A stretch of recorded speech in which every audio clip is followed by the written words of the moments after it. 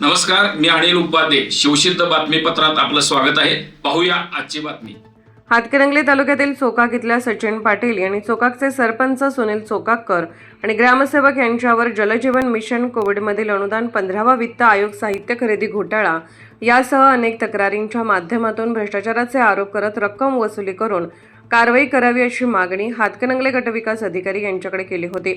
याबाबत सरपंच सुनील चोकाकर, उपसरपंच सविता चव्हाण, ग्रामपंचायत सदस्य यांनी पत्रकार परिषद घेऊन भ्रष्टाचाराचे आरोप खोडून काढले.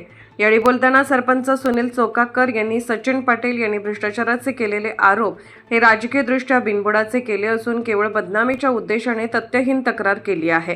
त्यांनी केलेल्या तक्रारीबाबत ग्रामपंचायतीने आपला खुलासा गटविकास अधिकारी हातकणंगले यांच्याकडे सादर केला आहे. गावासाठी जलजीवन मिशन पाणी योजना मंजूर झाली होती. त्यासाठी 1,68,00,000 रुपये मंजूर होते, पण ही रक्कम जिल्हा परिषदेच्या पाणीपुरवठा विभागाकडेच असते. जिल्हा परिषद पाणीपुरवठा विभाग आणि ठेकेदार यांच्यामध्येच बिल अदा करण्याचा व्यवहार होत असतो. ज्यावेळी पाणीपुरवठा योजना पूर्णत्वास येते त्यानंतर ही योजना चालवण्यासाठी ग्रामपंचायतीच्या ताब्यात येते. या योजनेचे सर्व आर्थिक व्यवहार जिल्हा परिषदेमार्फत केले जात असल्याने यामध्ये सरपंच अथवा ग्रामसेवक यांचा कोणताही सहभाग नसतो.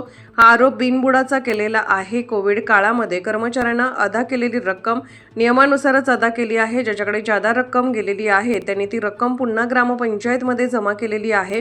त्यामुळे यामध्ये भ्रष्टाचाराचा प्रश्नच उद्भवत नाही. अनामत रकमेबाबत खुलासा करताना ही रक्कम 1,15,000ची असून यातील 1,00,000 रुपये सरपंच सुनील चोकाकर यांनी तर 15,000 रुपये प्रवीण माळी यांनी ग्रामपंचायती खात्यात जमा केले असून त्याची दप्तरी नोंद आहे. ती रक्कम नियमाप्रमाणे परत घेण्यात आलेली आहे. ग्रामपंचायत दप्तरी लिहिण्यामध्ये दिरंगाई झाली असेल पण ही तांत्रिक असते, त्यामध्ये भ्रष्टाचार होण्याचा संबंध नाही. उलट यापूर्वीच्या मागील सत्ता काळातील महावितरणचे थकीत वीज बिल 6,50,000 रुपये, ग्रामपंचायत कर्मचाऱ्यांचा 7 महिन्याचा थकीत पगार आणि 2 महिन्याचे बोनस विद्यमान ग्रामपंचायत बॉडीने अदा केलेले आहेत.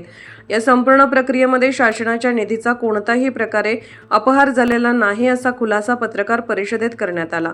या पत्रकार परिषदेला सरपंच सुनील चोकाकर, उपसरपंच सविता चव्हाण, गटनेते अविनाश वनगे, गटनेते चेअरमन मनोहर पाटील, ग्रामपंचायत सदस्य अरुण व्हनाळे, प्रवीण माळी, प्रसाद भोपळे, हर्षद कांबळे यांच्यासह काही ग्रामस्थ उपस्थित होते.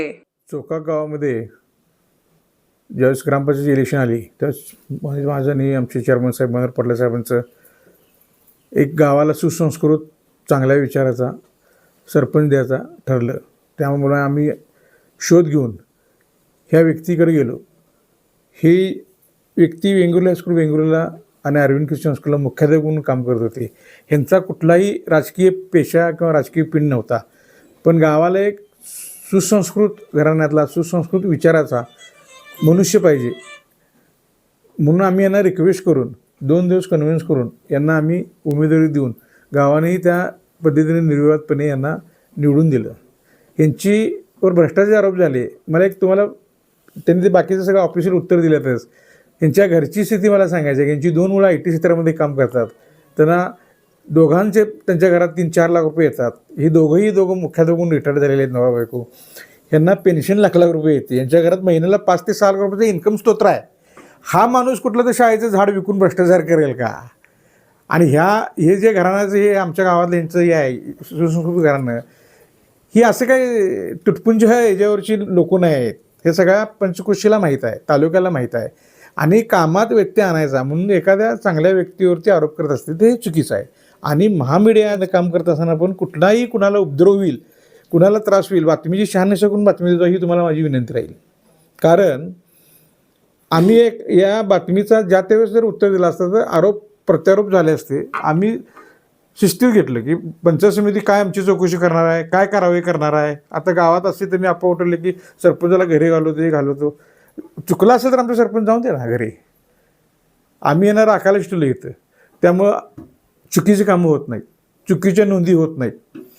मग ज्याची नोंद होत नाही ते त्यांना जाऊन सांगायचं काहीतरी हे करायचं. पण आमचं असं आहे की आम्हाला सत्ता असली नसली चालते, पण 5 वर्ष हे गावानं आम्हाला दिलेले.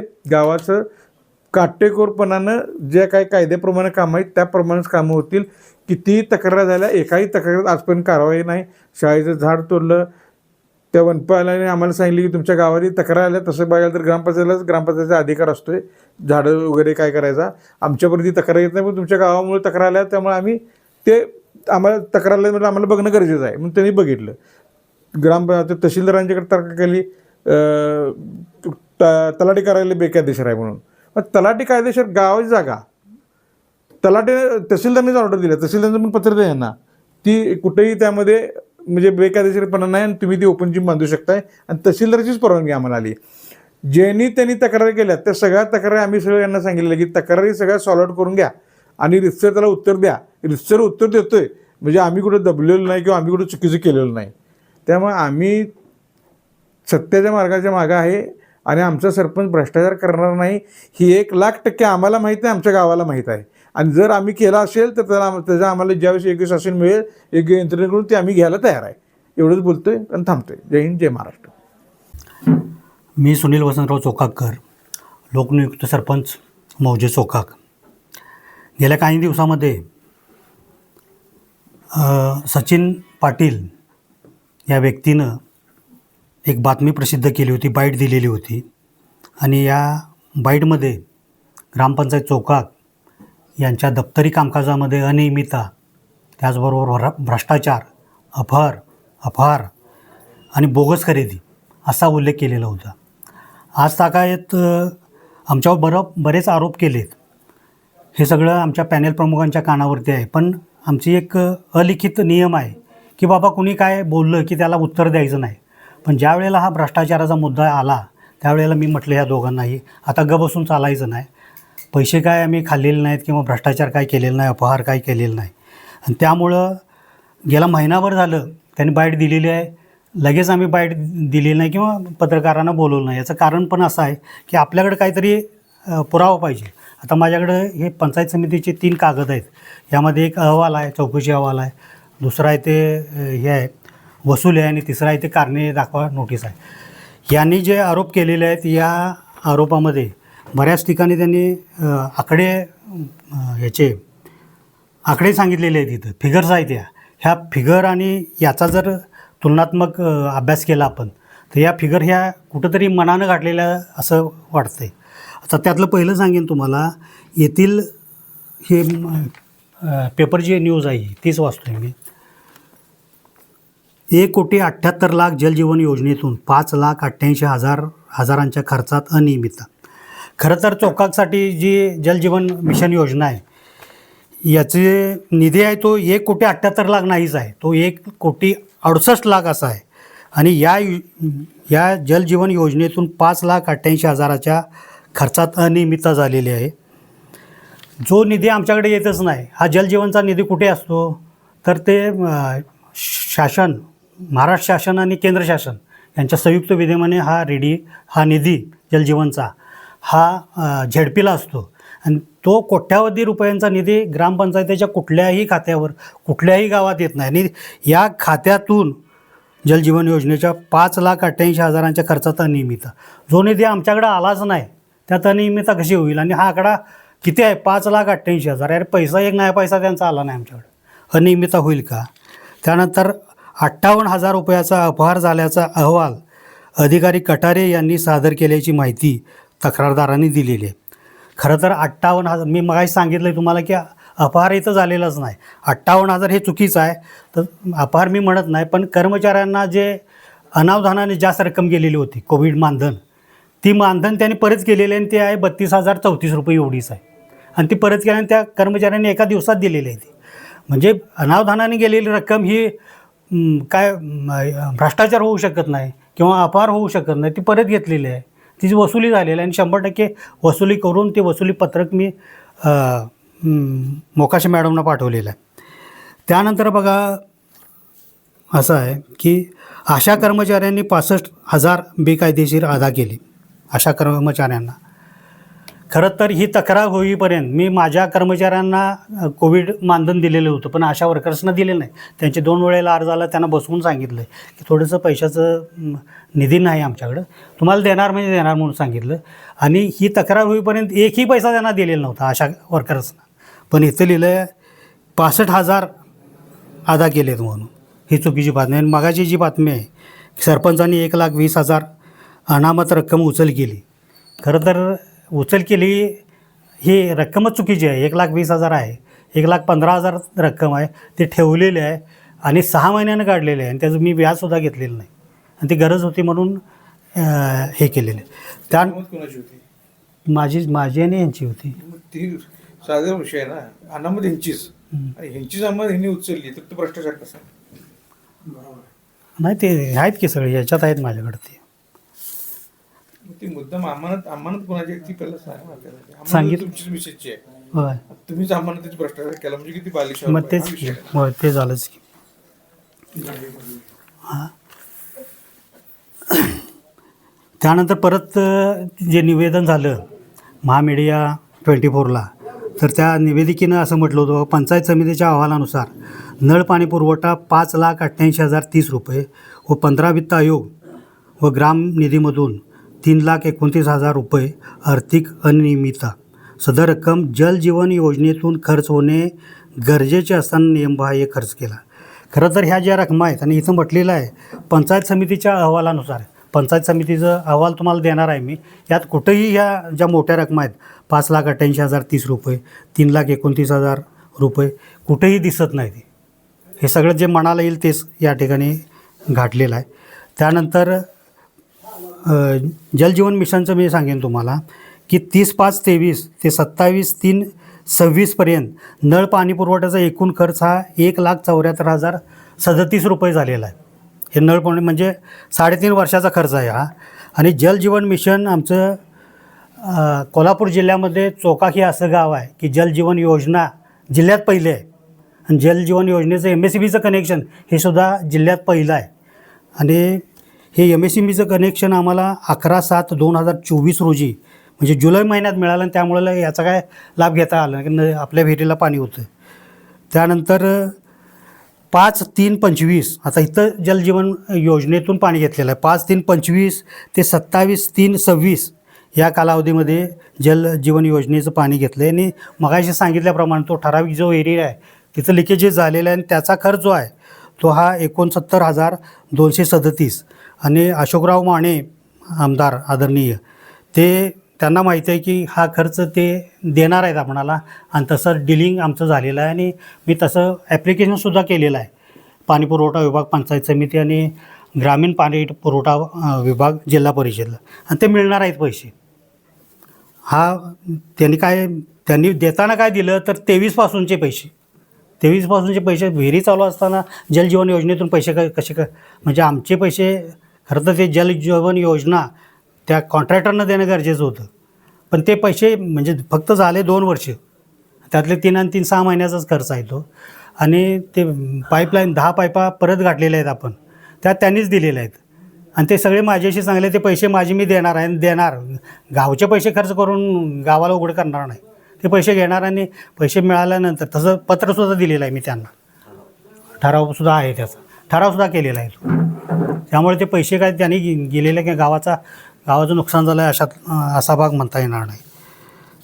त्यानंतर वन विभागाचं सांगितलं तुम्हाला की शाळेच्या कंपाऊंडमध्ये आमची शाळा जी आहे ती शाळेचा वरांडा मोठा आहे, शाळा अतिशय सुंदर आहे. रात्रीच्या वेळी काही व्यक्ती तिथं अनुचित प्रकार करत होते आणि त्याला कुठं तर खंडन पडावं त्याचं. त्यामुळं हायमास्ट एक मंजूर करून घेतला आणि शाळेत लावताना जे 2 बदामाची झाडं होती ती तोडली गेलीत आणि तीच मी तोडायला लावलीत आणि ती तोडून सुरक्षित ठिकाणी तो सोलर हायमास्ट लावला आणि ते लगेच तक्रारदाराने त्याची तक्रार वन विभागाला केली आणि त्यामध्ये असं म्हटलं की त्यांनी बेकायदेशीर वृक्षतोड केल्याप्रकरणी सरपंचांच्यावरती कायदेशीर कारवाई करण्यात आलेली आहे. 1,500 रुपये दंड होता, तो भरलेला आहे, मी पदरचा भरलेला आहे तो. दंडाचं काय नाही पण ती शाळा सुरक्षित झाली हे महत्त्वाचं आहे. त्यानंतर त्या तक्रारदारांनी परत बाईट दिलेली आहे आणि त्या बाईटमध्ये सुद्धा हेच मुद्दे मांडलेले आहेत त्यांनी, जे आता मी सांगितले तेच जलजीवन मिशनचा बोगस खर्च, भ्रष्टाचार. आणि म्हणताना म्हटलं आहे काय तर पंचायत समितीच्या अहवालानुसार, इथं पंचायत समितीचा अहवाल आहे तिथं कुठंही भ्रष्टाचार, अपहार किंवा बोगस असा शब्द नाही, ते तुमच्याकडं देणार आहे मी. त्यानंतर कोविड मानधनाच्या बाबतीमध्ये बघा 27,000 वसूलपात्र हे तक्रारदारानं बाईटमध्ये म्हटलेलं आहे आणि 30,000 अदा केले. आता मी तुम्हाला सांगितलं की कोविड मानधनामध्ये 32,034 रुपये आहे. हे सगळे आकडे कुठून काढलेत काय ते मला कळत नाही. शेवटी मी एवढंच सांगेन तुम्हाला की गेले 3.5 वर्षे अतिशय चांगल्या प्रकारे पारदर्शक आणि सर्वांना विश्वासात घेऊन मी काम करत आहे आणि मी 24 तास या गावाला दिलेले आहेत. तुम्हाला गावातला कुठल्याही व्यक्तीला जावा की सरपंच साहेब येत आहेत का नाही, माझे सदस्य येत आहेत का नाही, सगळे सांगतील तुम्हाला. आणि मी शिक्षक आहे आणि गावाचा पैसा खिशात घालेन किंवा त्यात बोगसपणा करेन किंवा अपहार करेन किंवा भ्रष्टाचार करेन हे असले संस्कार माझ्यावर नाहीत. कारण प्रत्येक मत त्या मतदाराचा आदर करणारा माणूस मी आहे. माझा जरी विरोधी कोणतरी असला, विरोधी पाटील, त्यालासुद्धा मी चांगलंच बोलवणार. ते संस्कार माझे आहेत. आणि इथून पुढे ही तुम्हाला सांगेन की उरलेलं 1.5 वर्ष आहेत, जास्तीत जास्त निधी आणून गावातले सगळेच रस्ते काँक्रिटीकरण करून आणि जे आमच्या ज्या मूलभूत सुविधा आहेत, तळ्याचा एक प्रश्न आहे आमच्या. त्यानंतर सगळ्यात महत्त्वाचं जाधवसाहेब की अभ्यासिका हे डोक्यात माझ्या पहिल्यापासून आहे. अभ्यासिका शाळेत सुरू करायची म्हणून इथं आमचा हॉल आहे शाहू सभागृह म्हणून. त्याच्या सगळ्या कौलं जी आहेत ती सगळी अगदी त्या शाहू महाराजांच्या काळातला आहे. ती सगळी फुटलेली होती. तिथं आता आम्ही 2.5 लाखाचे पत्रे गाठलेले आहेत आणि त्याचं ते प्लास्टरिंग करण्यासाठी एक यांना आमचे बबलू नाहीत का डॉक्टर, त्यांना रोटरी क्लब त्यांना ॲप्लिकेशन दिलेलं आहे. त्यांनी 20 टेबल आणि 20 खुर्च्या देतो म्हटले आणि अल्पावधीत ते आम्ही अभ्यासिका सुरू करणार आहोत. म्हणजे ज्याला गावाला जे गरजेचं होतं, आता व्यायामाचं झालं, अभ्यासाचं झालं आणि आमचं लक्ष याच्यावरती शाळेवरती सुद्धा आमच्या झेडपी शाळा आमची टिकली पाहिजे. अतिशय गुणी शिक्षक आहेत, अतिशय विद्यार्थी आमच्यातलं कोणीही तो विद्यार्थी आणि इंग्लिश मिडियमचा विद्यार्थी तुलना करायची, आमचा निश्चितपणे उजवा होईल. अनेक तुम्हाला सांगेन मी आणि हे फार महत्त्वाचं आहे. आज आम्ही सत्तेवर आल्यापासून 5वे हे ग्रामपंचायत अधिकारी आहेत. लक्षात घ्या, चोकाची एवढी बदनामी झालेली आहे. हे कशामुळे झाले की आलेला जो अधिकारी आहे त्याला कुठून तरी माहितीचे अधिकार पडणे, त्याचं काम राहिलं बाजूला. बरं का, आम्ही सुद्धा जाधव साहेब हे सगळे दप्तर घेऊन, अरुणला माहिती आहे, सगळं घेऊन बसून ते माहिती तेवढी अदा करायची. म्हणजे 3.5 वर्षामध्ये 5 ग्रामपंचायत अधिकारी बदलत आहेत. याचा अर्थ काय? इथं यायला कोण तयार नाही. सोईल म्हणून मी इकडं होता तो निलेवाडीला, चांगली व्यक्ती होती, त्याला कन्व्हिन्स केलं आणि त्यांना त्या कटारे साहेबांच्याकडे जाऊन ह्याची ऑर्डरसुद्धा काढली, येतोसुद्धा म्हटलेत. पण काय झालं कोणाला तर आठवड्यानं त्यांनी बदली कॅन्सल करून घेतली. मग आता इथं बोंदाडे मॅडम होत्या, ते काय आम्हाला नको होत्या, त्यांच्या बदलीविषयी आम्ही प्रयत्नच केलेला होता. त्यानंतर ते खावडे म्हणून आता मुडसिंगीचे आहेत, ते आहेत, तो माणूस चांगला आहे. त्यांना सांगितलं आहे आम्ही, बाबा उरलेले जे 1.5 वर्ष आहे ते 1.5 वर्ष तुम्ही इथंच राहा, आपण चोखपणे कारभार करूया.